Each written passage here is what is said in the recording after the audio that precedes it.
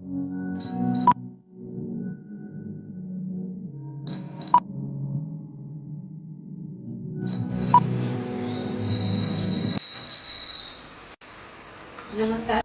मी ज्योती स्वाध्यायिका ज्योतिषबाई kitchen मधून आपले सगळ्यांचे स्वागत करत आहे। तर आज काय स्पेशल मध्ये तुम्ही सगळे बघणार आहात की आज काय असणार आहे। आज असणार आहे प्रत्येकाला आवडणारा, प्रत्येक लहान मुलापासून मोठ्यांपर्यंत आवडणारा साबुदाणा वडा। तर आज याचीच रेसिपी मी तुमच्या बरोबर शेअर करत आहे। तर त्यामध्ये बघूया आपण काय काय साहित्य वापरण्यात येणार आहे। सर्वात आधी तुम्हाला 5 ते 6 तास भिजवून ठेवला जाणारा हा साबुदाणा जो प्रत्येक घरामध्ये हा अवेलेबल असतो। तर साबुदाणा भिजवताना आपण साबुदाणा ज्या मापात आहे त्याच मापामध्ये पाणी आपण इथे टाकायचं आहे आणि साबुदाणा असा मोकळा मोकळा होईपर्यंत आपण याला मस्त भिजू द्यायचं आहे। तर साबुदाणा हा असा जास्त चिकट नाही झाला पाहिजे, त्याने साबुदाणा वडे आपले हे फुटतात। तर हा झाला साबुदाणा। त्याचबरोबर त्यामध्ये आपण साहित्य काय वापरणार आहोत तर जवळजवळ पावशेर साबुदाणा आहे। त्यासाठी मी 4 बटाटे, 1 वाटी शेंगदाण्याचा कूट, त्यानंतर 4 ते 5 हिरव्या मिरच्या, थोडीशी कोथिंबीर आणि जिरं। तर जिरं हे तुम्हाला ऑप्शनल असणार आहे, तुम्हाला म्हणजे प्रत्येकाच्या आवडीनुसार हे ऑप्शनल असणार आहे आणि चवीपुरतं आपलं मीठ। तर बघूया आपण कोणत्या पद्धतीने साबुदाणा वडा मी बनवते। तर यामध्ये आपण सर्वात आधी बटाटा ग्रेट करून घेणार आहोत, त्यानंतर थोडासा दाण्याचा कूट मी ऍड करणार आहे, त्यानंतर जी आपण चटणी करून ठेवलेली आहे मिरच्याची ही मी त्यामध्ये ऍड करणार आहे आणि त्यानंतर सर्वात शेवटी कोथिंबीर। आणि आपण जसं चवीपुरतं मीठ प्रत्येक वेळी वापरतो, प्रत्येकाच्या चवीनुसार इथे तुम्ही मीठ वापरू शकता। काही ठिकाणी थोडीशी ऑप्शनल साखर सुद्धा इथे घालतात, पण साखर आपण इथे वड्यामध्ये न घालता आपण साखर ही जी वड्यांसोबत खाल्ली जाणारी चटणी आहे त्यामध्ये घालणार आहोत। तर बघूया आपण, मी सगळं हे तयार करून घेते।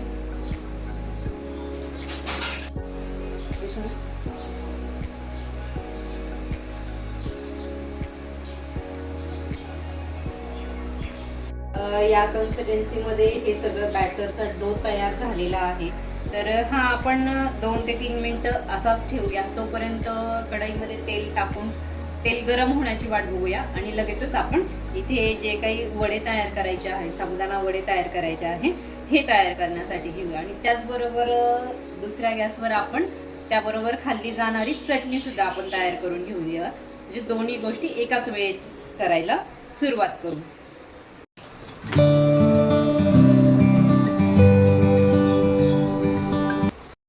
इथे सर्वात आधी मी थोडंसं 1 ते 2 चमचा तेल टाकून त्यामध्ये थोडे चिमूटभर जिरे घातलेले आहे आणि त्याचबरोबर थोडीशी कोथिंबीर सुद्धा घातलेली आहे। तर जशी आपण कोथिंबीर वापरतो ते कोथिंबीरीचा जो हिरवटपणा असतो, चटणी झाल्यानंतर तो हिरवटपणा कलरफुल वाटते, त्यामुळे चटणी थोडीशी, त्यामुळे खाण्यासाठी सुद्धा उत्तम वाटते आणि दिसायला सुद्धा छान दिसते। तर या पद्धतीने मी एवढंच इथे वापरलेलं आहे।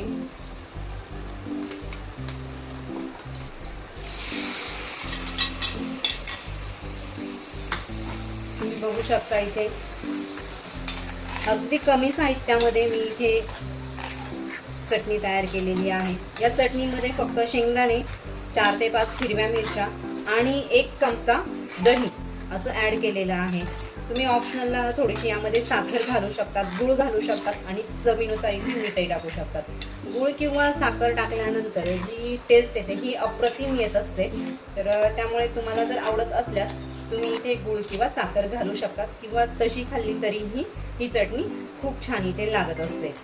तुम्ही साबुदाणा वड्याच्या चटणीचं टेक्स्चर बघू शकतात। हे बघा, या पद्धतीमध्ये हे सगळं झालं पाहिजे, तरच हिची टेस्ट ही अप्रतिम लागत असते। आणि थोडीशी इथे अजून बाकी आहे, 1 उकळी आल्यानंतर आपण गॅस इथे बंद करूया। आत्ताच एवढा या चटणीचा घमघमाट सुटलेला आहे, अजून वड्यांची तयारी झालेली आहे। तेल तोपर्यंत इकडे गरम होत आहे, तोपर्यंत आपल्या चटणीला इथे उकळी सुद्धा येते।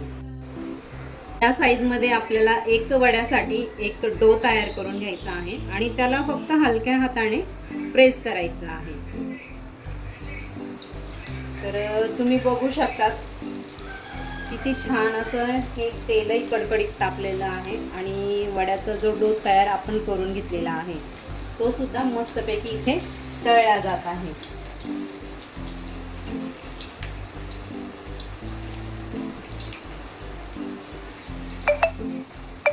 व्हिडिओ शेवटपर्यंत बघत राहा. लाईक करा, शेअर करा, सबस्क्राईब करा आणि माझे व्हिडिओ नेहमी इथे बघत राहा. व्हिडिओच्या शेवटी तुम्हाला मी एक अशी ट्रिक देणार आहे जिथे तुमचे वडे फुटणारही नाही आणि चवीलाही अप्रतिम लागणार आहे. तर माझा व्हिडिओ हा शेवटपर्यंत बघत राहा. तुम्ही इथे बघू शकता की वड्यांना किती छान असा सोनेरी रंग आलेला आहे. तर आपण इथे याला सेकंड साईडने इथे थोडंसं फ्राय करून घेऊ. बघू शकता तुम्ही.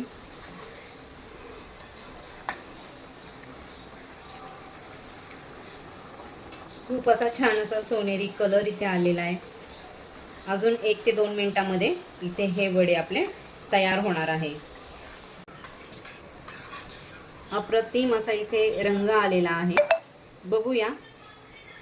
आपणही बघू शकता किती छान इथे कलर दिसतोय.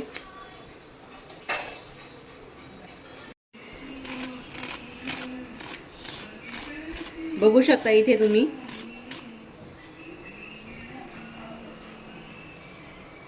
वरतून क्रिस्पी आणि मधून एकदम मऊसर इथे वडे आपले इथे तयार झालेले आहे.